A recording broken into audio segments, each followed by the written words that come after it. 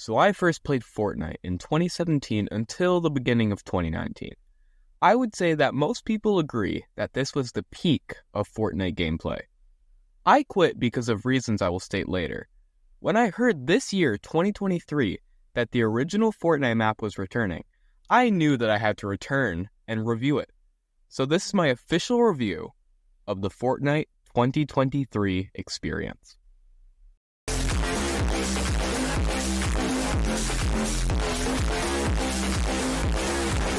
I'm going to start with why I quit Fortnite in the first place. I think it is agreed that the Fortnite community is one of the worst, along with the lines of League of Legends and Genshin Impact. When you think of Fortnite, you tend to think of children. And even though they are children, those children are really good at this video game. And when I played Fortnite in like Season 3 or 4 of Chapter 1, okay, there's chapters now, even then, nobody was really good at the video game. But near Season 7, kids started to get really good to a level where it was not fun to play the game normally. Because of this, I eventually decided to dwindle off near Season 8 of the first chapter. To summarize that, the main reason I stopped playing almost 5 years ago was because of the community and the skill of those 7-year-olds. And when I found out there was a Chapter 2 that got rid of many of the best places from the original chapter, I had no interest to return to Fortnite. Until November 4th, 2023. Epic Games announced that they would be bringing back the original map from the first chapter on November 4th, which means that I had to hop on and try and get that epic victory royale. So after a 2-hour download and nearly half-decade hiatus from Fortnite Battle Royale, I returned to a 5-minute queue to play. But to ignore that, I logged in with my Rustlord skin from Season 3 and started a game. Of course, the first place I dropped was Tilted Towers, picking up every gun I saw, and oh my god, I got a number 1 victory royale on my first game. Yes, I know that the lobby was probably full of bots, and yes, it may have been handed to me on a silver platter, but it reinvigorated the feeling of getting that first win from back in Season 3. And after loading into another game, I got killed immediately. Okay, let's talk about everything. So the first thing I thought when I first got in the game was, oh my god, this is so laggy. But after that, I realized the sprinting, sliding, and mantling that you can do now. When I played back in the OG days, you could run and walk and crouch. Those are the 3 options. And I could sit here and say that sprinting and sliding make the game too complicated. But I'm going to be honest with you. These 3 abilities make the game so much better. If you need to get from place to place, it is so much nicer now that sprinting is available. The stamina bar feels fair and generous, so that was something I appreciated.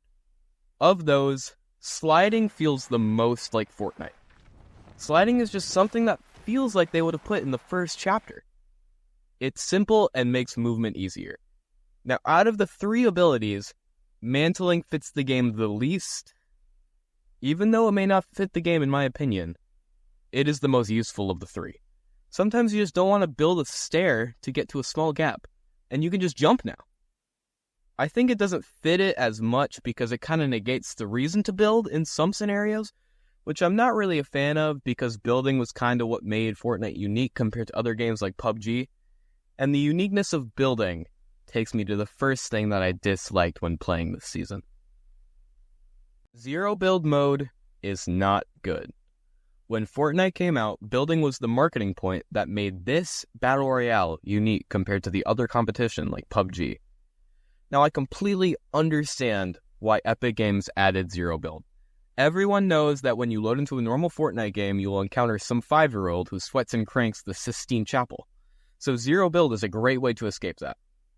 But with zero build, you will encounter different 5-year-olds who have figurative aimbot. The more casual gameplay argument doesn't really work here. Now, I am god-awful at building. I can build a wall and a ramp on a good day. But getting rid of the building entirely can make you a sitting duck in the open. One guy on a hill could take out 20 people. Now I say that the ability to mantle probably makes this mode much more tolerable than it could be. But building is a lot of the life in Fortnite. So getting rid of a feature like that takes away a lot of the soul of the video game. You could say that I do not like zero build because I'm just bad at it. That's not true. I won this game here with 19 kills on zero build. I'm better at zero build, but it just feels lifeless. So that is something I do dislike. But I do like winning. And this next feature relating to that may be my favorite feature added since Chapter 1. In Chapter 3, the Victory Crown was added to Fortnite. I know that I, and probably you watching this video, had no idea what this was when you first joined this OG update. The Victory Crown is an item that you get for getting a Victory Royale. So when you win, you will have the crown item in the following game. The crown is not like other items because it does not take up an inventory slot. When you have the crown, your name in the death feed is in golden text. Kills you get when you have the crown give more XP, and if you get a win when you have the crown, you get a crown win, which gives more XP. Now this next part is why I love the crown mechanic so much. If you get a kill with somebody with a crown, the crown drops and you can pick it up. When the crown drops, it shows in the feed that the crown is dropped, and it also says in the chat when someone picks it up. The compass at the top of the screen shows where the crown is. So the crown has a risk and reward type system. I love it because the risk is that you are much more of a target, and the reward is the large sum of XP that you can get.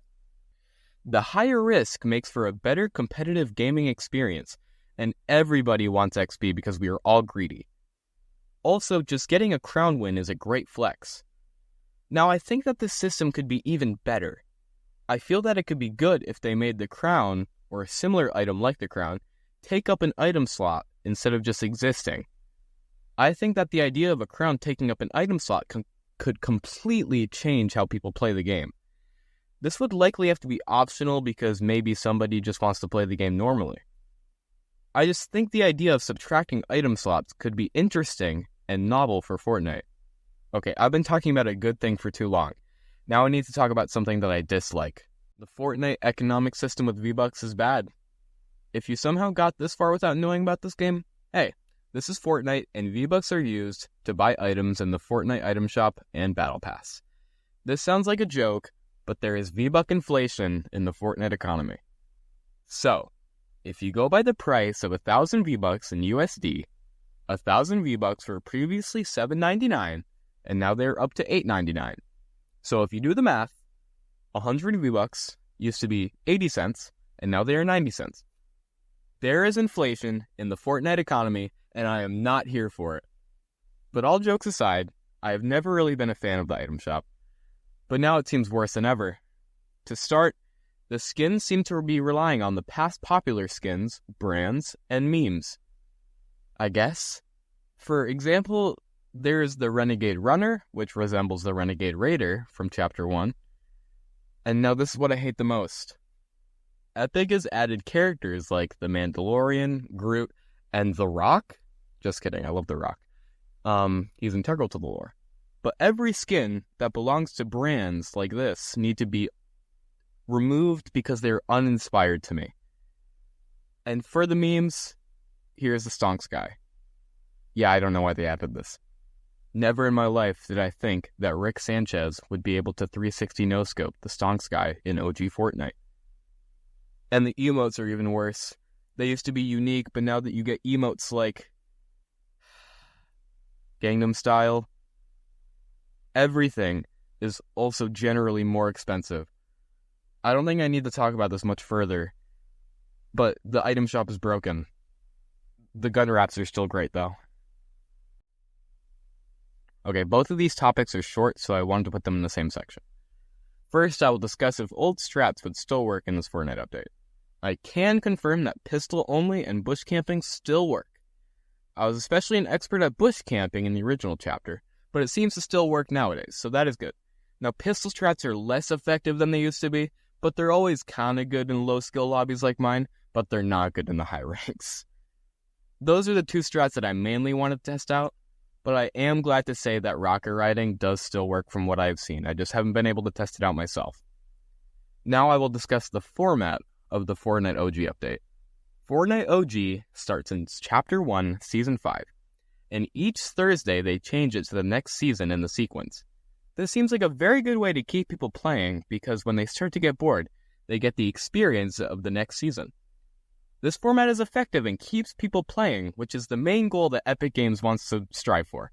It keeps the game exciting, but then it gets me thinking what will happen after Season 10.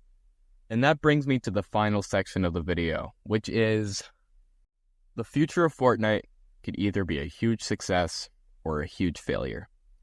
Epic Games has got most of the players playing Fortnite during this OG update ever before. But the question is, will these people leave immediately when Fortnite switches to its next season? And I've personally come to my own conclusion.